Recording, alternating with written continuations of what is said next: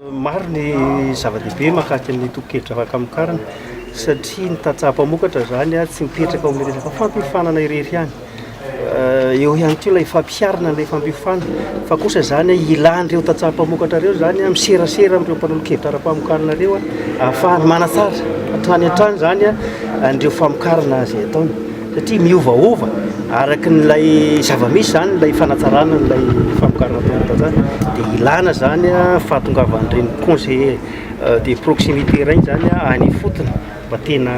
ifandray vatana amin'ireo tantsaha-mpamokatra. Maro zany ireo olona sedrany mpamokatra voalohany indrindra dia eo resaka fampiofanana satria betsaka ny karazana fampiofanana amin'izao dia ny fampiharana azy nefa somary mandringa ihany ka zay zany anisan'ny tena olana. Manaraka an'izay zany dia olana ihany koa ny resaka fitaovana zany amin'ireny tantsaha-mpamokatra ireny, fitaovana ahafahany manateraka an'ilay famokarana ataony. Anisan'ny olana ihany koa zany mahakasika ny resaka tsena satria ny tantsaha zany somary maha hoe miaina amin'ny tontolo ambanivohitra zay tsy dia maharaka loatra ilay vidin-javatra aty an-drenivohitra dia napetraka ireo mpanolo-kevitra ifotony ireo zany mba tena iserasera ifanakalo-kevitra an'ireo tantsaha mba hamahan'ilay olana izay tena mianjady ao anivon'ireo tantsaha-mpamokatra. Ny zava-misy zany ny commune izay misy an'ireny mpanolo-kevitra ifotony ireny tena misy ilay tena impact direct zany eo anivon'ny tantsaha-mpamokatra. Manao ohatra fotsiny ahy zany